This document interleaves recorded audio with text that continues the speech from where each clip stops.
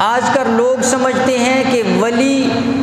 وہی ہوگا جس سے کوئی کرامت ظاہر ہو،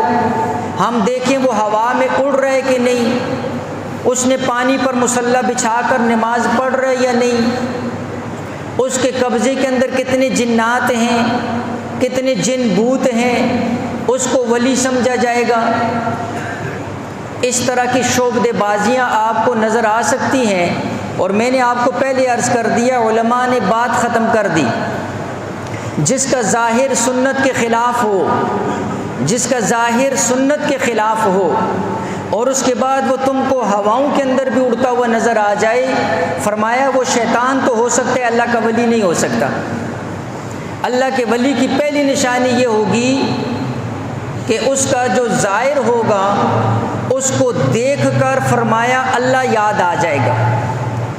اس کو دیکھ کر اللہ کی یاد تازہ ہو جائے گی، اس کو دیکھ کر حضور علیہ الصلاۃ والسلام کا وہ جو نقشہ ہے جو ہم کتابوں میں پڑھتے ہیں، جو ہم سنتے ہیں، میرے نبی کا چہرہ، میرے نبی کا لباس، میرے نبی کے بات کا انداز، میرے نبی کا اخلاق، میرے نبی کا اٹھنا، میرے نبی کا بیٹھنا، میرے نبی کا بات کرنا، میرے نبی علیہ السلام کے معاملات، یہ ساری کی ساری چیزیں، ولی جو ہوگا وہ حضور کی سنت کے مطابق اس کی زندگی ہوگی۔ اس لیے ایک بہت بڑے بزرگ کے متعلق آتا ہے، ایک بندہ مرید بنا، کافی عرصہ ان کے پاس رہا، اور کافی عرصے کے بعد سلام کیا کہ حضرت میں جا رہا ہوں، آپ سے رخصت ہو رہا ہوں۔ اس اللہ کے ولی نے پوچھا وجہ، کہا کہ جی میں تو آپ کو کوئی ولی سمجھ کر آیا تھا، لیکن مجھے تو آپ کے اندر کوئی ولیوں والی بات نظر نہیں آئی۔ کہا کیا مطلب ہے؟ کہا میں تو یہ سمجھا تھا کہ آپ اللہ کے ولی ہیں، آپ سے کوئی کرامت ظاہر ہوگی، آپ اشارہ کریں گے بادل پانی برسانا شروع کر دے گا، آپ اشارہ کریں گے زمین کے اندر سے چشمے نکلنے شروع ہو جائیں گے، آپ ہواؤں کے اندر کھڑے ہو کر نماز پڑھ رہے ہوں گے، میں تو آپ کو یہ سمجھ کر آیا تھا۔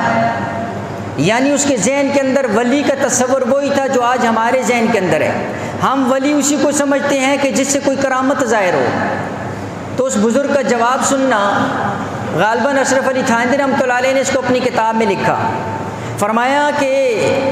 تم نے مجھ سے کرامت کا ظہور تو نہیں دیکھا ہے، اچھا یہ بتاؤ کہ اتنا عرصہ تم میرے پاس رہے ہو، کیا مجھ سے کوئی کام سنت کے خلاف دیکھا ہے؟ اس مرید نے کہا کہ جی نہیں، سنت کے خلاف میں نے آپ کا کوئی کام نہیں دیکھا ہے۔ تو پھر انہوں نے یہ بات سمجھائی کہ اصل ولی کون ہے؟ جس کا عمل سنت کے مطابق ہے، اور جس کا عمل سنت کے خلاف ہے، فرمایا کہ وہ ولی ہو ہی نہیں سکتا۔ یہ بات اتنی عام سی بات ہے، عام عقل کے اندر آنے والی ہے۔ دیکھو میں جس آیت کے اوپر تشریح کروں گا اس آیت کا آگے خلاصہ بھی یہی نکلے گا، ابھی سے عرض کر دیتا ہوں۔ صدیق اکبر رضی اللہ تعالیٰ عنہ کو جو مقام ملا، عمر فاروق رضی اللہ تعالیٰ عنہ کو جو مقام ملا، عثمان ذو النورین بنے، علی شیر خدا بنے، ابو ہریرہ تفسیر کے امام بنے، ابن عباس قرآن کے مفسر بنے، حضرت خدیجہ پر رب تعالیٰ کی طرف سے سلام آیا، اما عائشہ امہات المومنین بنی، حسن حسین یہ جو ہے جنت کے نوجوانوں کے سردار بنے، حمزہ کو اسد اللہ کہا گیا اور حمزہ کو سید الشہداء کہا گیا،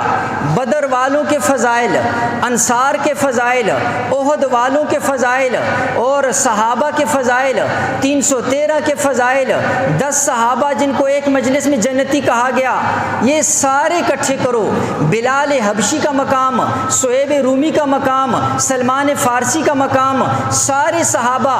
ان سب کو جو جو عزت ملی، مقام ملا، عہدہ ملا، منصب ملا، اللہ کی طرف سے ان کو قبولیت ملی، آپ سب اس بات کے گواہ اور ہمارا ایمان ہے، ان سب کو جو کچھ بھی ملا ہے یہ حضور کے قدموں کی برکت اور صدقے سے ملا ہے۔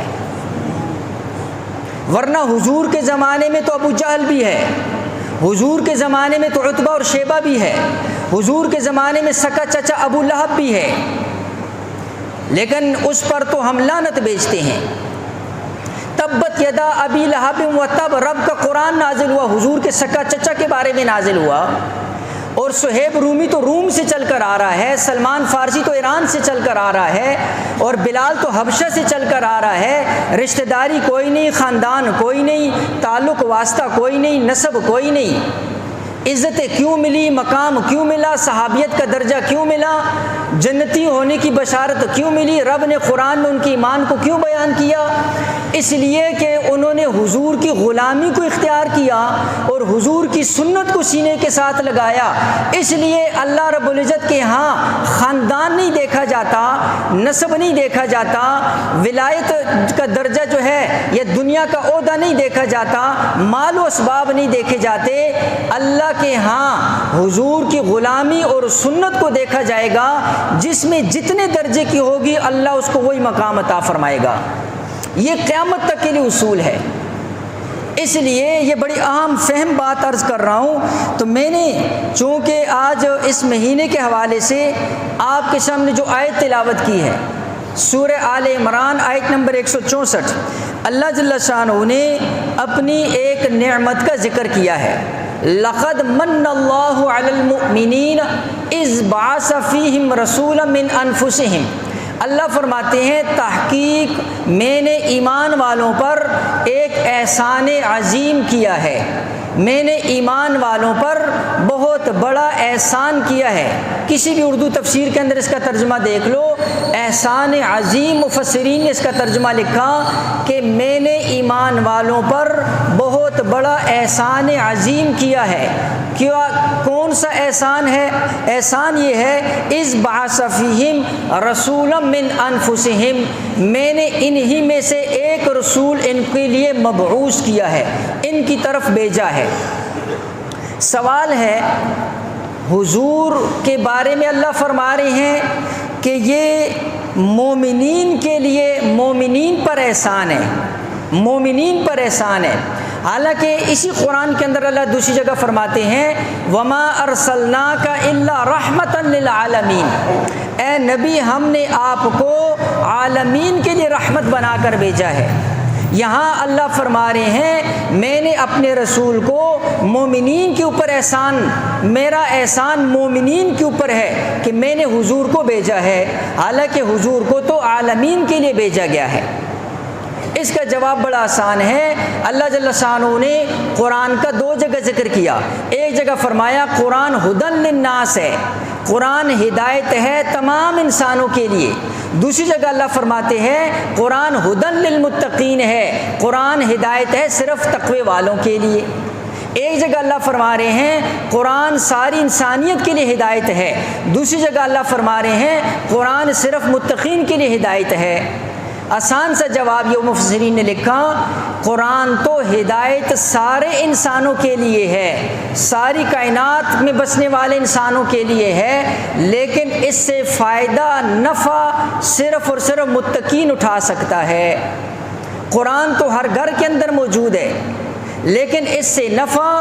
تقوی والا اٹھا سکتا ہے۔ قرآن تو کئی دکانوں کے اندر موجود ہے، لیکن اس سے نفع متقین اٹھا سکتا ہے۔ قرآن پڑھنے والے، ناظرہ پڑھنے والے، قرآن کی جو ہے نا جی تلاوت کرنے والے تو بہت ہیں، لیکن صرف ناظرہ تلاوت قرآن سے نفع اٹھانے کی جب بات آتی ہے تو اللہ فرماتے ہیں ھدی للمتقین، تقوی والا قرآن سے نفع اٹھا سکتا ہے، اور وہ نفع آپ جانتے ہیں، وہ قرآن کو سامنے رکھے گا اور عمل کرتا جائے گا،